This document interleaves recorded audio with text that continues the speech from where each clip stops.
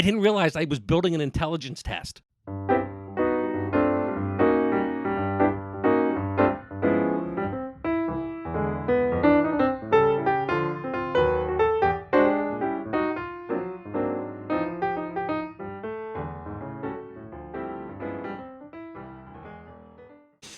Okay. Welcome back to spring 2026 of the Tuck Shop podcast. Hi, David. How was break? It was good. Question, is there ever a spring in Johnstown? Yeah, it's about 30 hours, usually in May. Because I called this winter term and I called the other one fall term. I don't think we're doing a winter term. Like the community college does a winter, fills that like gap of you do it like you're there like 3 or 4 days a week kind of deal. Yeah. I always called this winter term though. It just was more appropriate than the joke of it being a spring term. Just out of curiosity, I looked and there's an off chance, depending on the model you believe, there's like an 18-inch snowstorm coming at the end of the week. Are you serious? A couple of the models are showing it, some aren't, so who knows? They don't know. And it's always higher in the ridges. Yeah. I just like to throw that in. It's just easy to say. Higher in the ridges. Higher in the ridges. Yeah. We're good to be back. I'm excited. Have everyone running around campus again, and because it's quiet up here when no one's around, which makes when no one's around, it's very quiet. This should be, I'd mentioned before, this should be like a Sir David Attenborough. Yeah, you were talking to Dr. Shaney about this when I came in to set this up. And you're like a nature documentary? Yeah, kind of like, as snow returns to the mountains, the freshmen and sophomore come about to the cafeteria. The only thing would be bad is somebody would have to take one because in those documentaries, there's always the poor antelope that gets eaten. The unsuspecting young antelope. So, okay. So anyhow, maybe not. Maybe, I don't know. Well, now it got sad.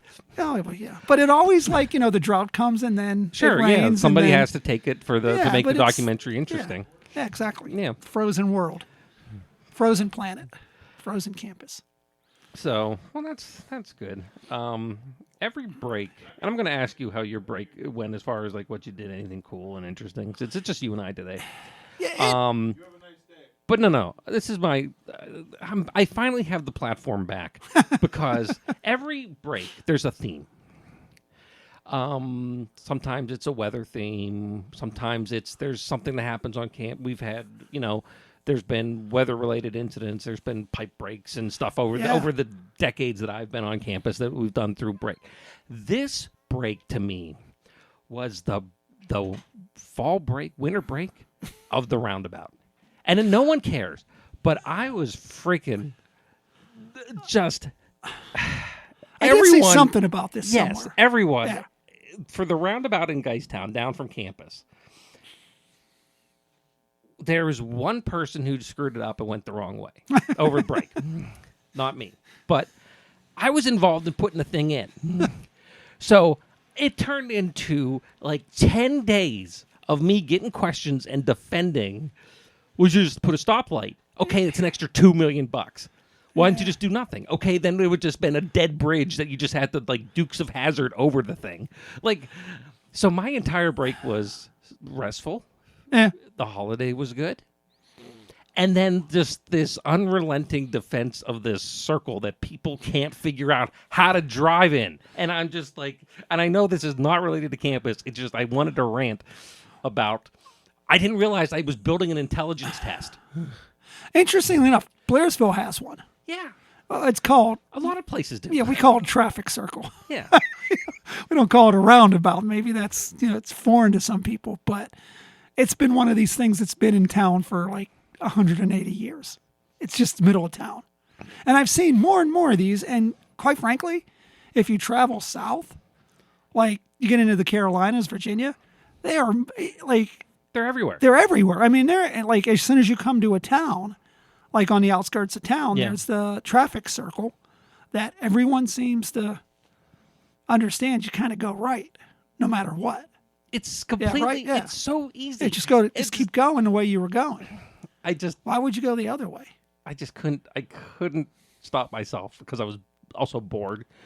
and just couldn't stop myself. That it's a circle.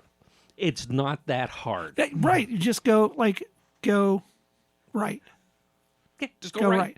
And the best thing is, yeah. people are like, well, sometimes I get confused. Well, the nice thing is, because it's a circle and you miss your exit, it'll you be just go back. around again. Yeah, you just It'll keep come going. back. Yeah, it's not going to change. The bigger problem I always thought it was the people yielding into the circle. It's a yield. It's not a stop. Yeah. But some people don't understand that, like, you're supposed to slow down. Like, you don't hit this thing at like 30 miles an hour. You got to like yield to the people in the circle that are going around for an hour I just don't get it. trying to Genuinely don't find get their it. exit. And it's kind of funny because they did the work in Dr. Johansson's urban geography course about changing the light at the end of campus with the schoolhouse in Highfield Okay, yeah. into a roundabout. By College Park Apartments? No. Down, coming down by the library. So you come off the hill by the stone sign. Yeah. That stoplight there where it's like the T. Okay, yeah. A traffic circle there? Yes. Don't you need 4? No. Okay. No. All right. And they did it on paper just as a part of the class project. Well, God forbid. But oh my goodness, it would drive everyone nuts. I mean, You'd never get off campus. I just that was half my break. Was just It'd be life on the roundabout. it's not like you're lost at sea. Apparently for some, or one, all it takes. That's all it does. And then on top of which, and this is completely also unrelated to campus, it's just, did you see my hometown? It's like the freaking borough's falling apart. The person hauling a television. I didn't want to bring that up, but now that you mention it. Hey, I'm not running Geistown anymore. I'm going to bring it up. They're hauling it. For those who don't see, please search Geistown Police Department because you'll find the pictures. They pulled somebody over who was hauling a big screen television under the hood of their car. So the hood was up and the TV was sitting on the engine block. Correct. Because they couldn't fit it in the car. For our British listeners, that would be the bonnet. Yes. Correct. For Dr. Whistler. Yeah, for Dr. Whistler, that'd be the bonnet of the auto. Yeah, you know what's strange about that? I saw the videos. I mean, I even saw it on like Pittsburgh News picked it up. like regular news, right? Yeah. And there was this weird sense of like, yeah, for about 30 seconds that made sense. Until you dig a little deeper. And Yeah, like, but I mean, you know, maybe, you know what? If you're in a bind, sure. Yeah. Smaller car, put the TV under the hood, secure it. Well, I don't know if it was secure, but put it there and and it was funny because everything that I'd heard about it on the news was, you know, I love it when you read these like police reports or whatever, and it was that it was obstructing the driver's view. No one said anything of the fact that it could have fallen off.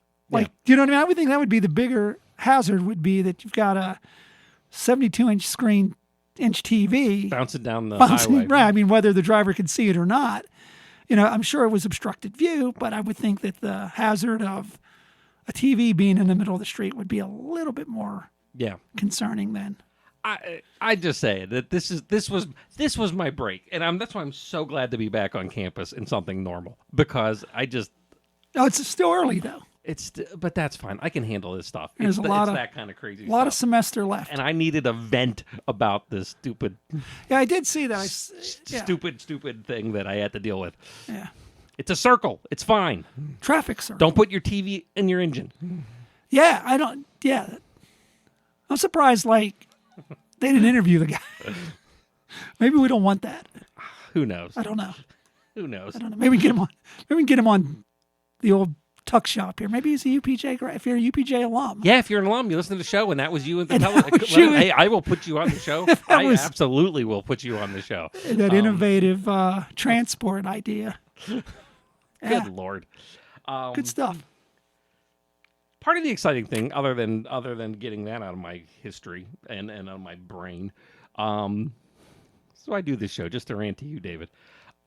We got some cool stuff coming up this term. Yeah. We got show-wise, we got some folks already committed. We got some cool interviews coming up. We have what should be, if my math is right, we're going to hit our 100th episode soon. This term. Yeah. Towards the end of the term. Yep. We're gonna have a big, at least in the departments I'm in, a big graduating class. Yeah, we had a folks. large incoming class too. Large right? incoming Yeah. class, which was good.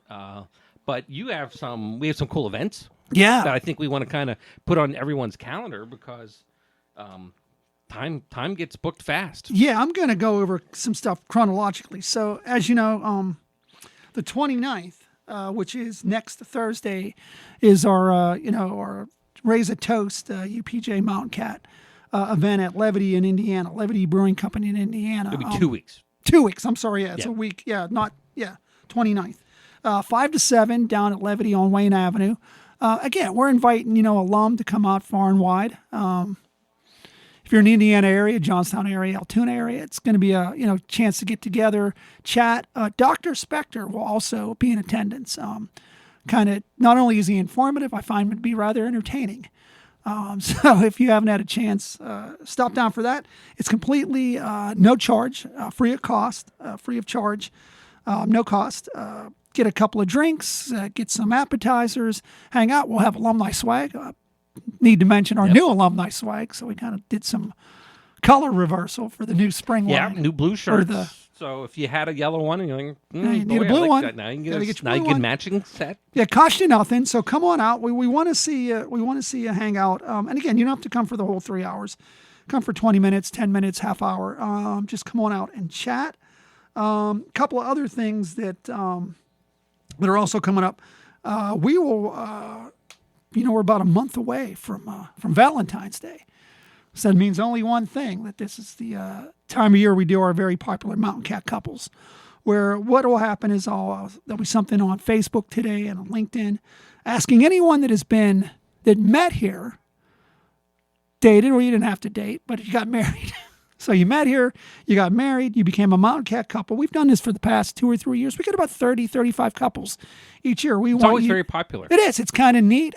We want to, send us a photograph of the lovely couple, a little story on how you met, and it doesn't have to be Pulitzer Prize winning story. It's kind of neat to see how many people came here, met their significant other, and then went on and became married, started families. And the thing we're seeing now that's even more interesting is we're starting to see that families starting to become freshmen here. Yeah. So, I mentioned a couple of times in prior shows that last incoming class, we had 100 couples that had come either, they both didn't attend here, one of the two, or even both. We had 100 incoming freshmen who at least had one Correct. parent Bingo. who was an alum. Absolutely. That was almost as confusing as a traffic circle there. Thanks for Wrong way, buddy. Going the wrong way. Thanks for helping me out there. So that's coming up. So that again, that's your participation. Send it in. We'll start to post those the week of February 9th, which is Valentine's week. Valentine's is on a Saturday, so we usually do them prior to the Valentine's holiday. I'll give you always up probably till the 6th. If you get me text and a photograph by the 6th, I will guarantee that we will post you on the. Are we encouraging? Is this is the deceitfulness of my brain? Go ahead. Are we going to encourage? Do this, but don't tell your significant other. This is look. I got us featured. They wouldn't know. Would that count as a gift? It might. Would you do that with Denise? No. Now that she knows, anyhow. Well, she knows. Should be I mean, like, if she didn't, would you? yeah, maybe. Would Yeah, you try to and you know what? play that off? Yeah, it is neat because there is this I'll get responses. Maybe the half of the couple didn't know, and well, it was neat. We were featured, and they're great stories. Yeah. I mean, we've got everything from people that have just met here, people that got engaged here, people that got engaged and had their wedding here. People that had met here and then years later got, into a relationship. But it's a neat kind of, what's the word I'm looking for? A commentary on just the community that is UPJ. Yeah. Where, these things turned into, some of them have turned into families or just into couples. Again, encouraging that. Just keep an eye on the LinkedIn, Facebook. In the next day or so, you'll see the link on which to send your story and your photo. And feel free to send multiple photos. Doesn't always have to just be one. It could be several. It could be... I like always seeing the... Here was us. in school, and then here's us now, kind of. Yeah, like the cool pictures, and then we're a couple pictures. Like I was gonna say my gut went to before and after, but that's not Yeah, right. but it's That's really bad. Don't say that. well, yeah, when we get those, it's kind of neat because you do get those, like, you were at college, you were cocksure of yourself, you had this life ahead of you, and then later on, it's like you're a married couple and you got a couple of kids, and it's kind of a neat. You're right to see that both sides of the story there. Yeah. So that's coming up. We'll talk a little bit. Winterfest, Friday. The 23rd and the 24th is Yes. Winterfest. Friday night, the 23rd. That's correct. And the 24th. And actually, we're going to have Abby Gerhardt back on the so show did next week to talk about it. Just this did is want to her... want to mention one thing about the reception on Friday night. It's open to any alum. Don't only have to be a wrestler. Don't only have to be athletic. We're looking for anybody that wants to come in, take in a wrestling match. Again, we'll have a hospitality room afterwards. And then again, we'll have the hospitality room for anyone that's an alum and their family that comes in on Saturday. So again, that's up on our Facebook page, athletic Facebook page. I know Abby will be on a little bit later to really get into some of the details. Yeah, she'll be on next Wednesday. But I do want to, when you're talking mark calendars, that's the kind of stuff you want to circle on your calendar. Yeah. So we got a lot of cool stuff coming up. Then that's just January and February. We'll see as the we got Hall of Fame banquet coming up. We've got do something around commencement. A lot of stuff. I mean, spring might be here before you know it. I always like the spring term from the Alumni Association side of things, just to kind of let everybody know when we do an event, when we fundraise. We have some new programs coming online. We're going to talk about in a couple weeks, but this is the outreach that we start doing for our scholarship. This is the term where we give away. Right. It's going to be about another $11,000 to students who are can really use it. And that's one of the biggest. I think that is the most critical. The support that we can give the new alumni who are coming, the future alumni. And it's not surprising. But I know, being involved with this since I've been employed here last couple of years, those recipients are very, very appreciative. I mean, I'm not surprised, but again, they can use that money for books, for whatever their needs are. So I find that they're very, very appreciative, and it comes for some of them at a critical time. Being a junior, where I always say, we all meet those people that say, "So, did you go to college?"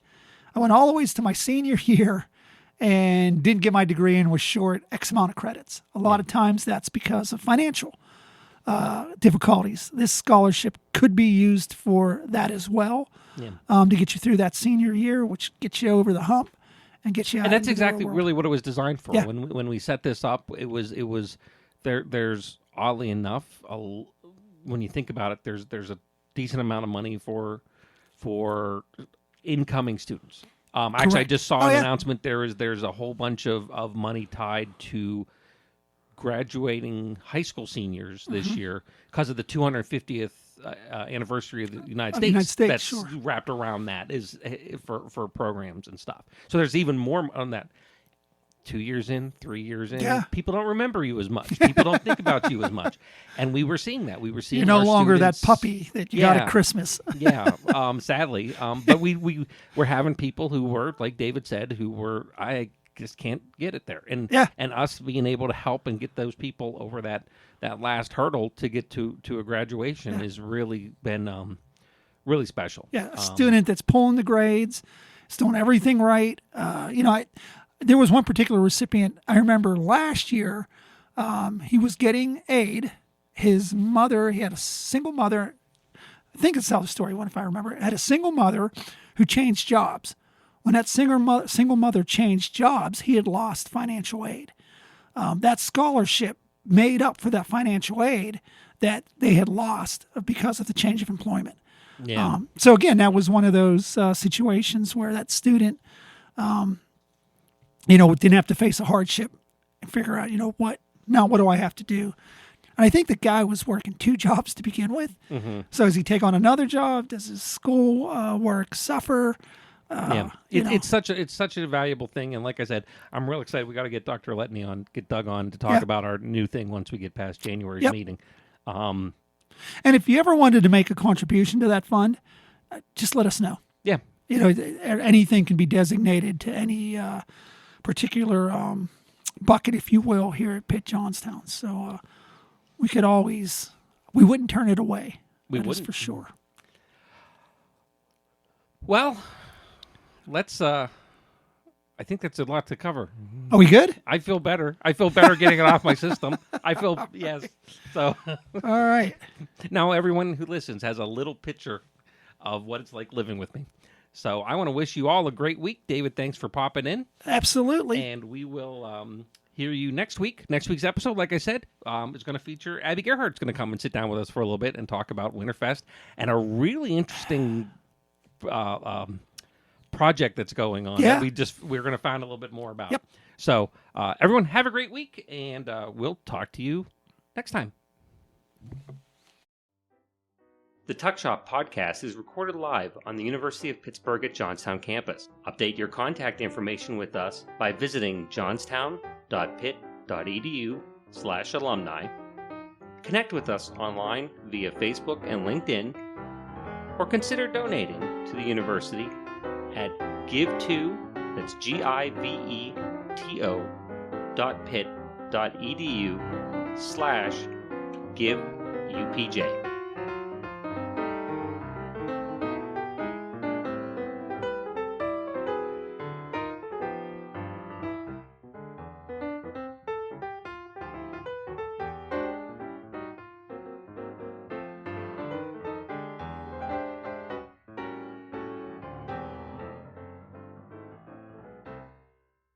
This has been a production of Quantum Wave Media.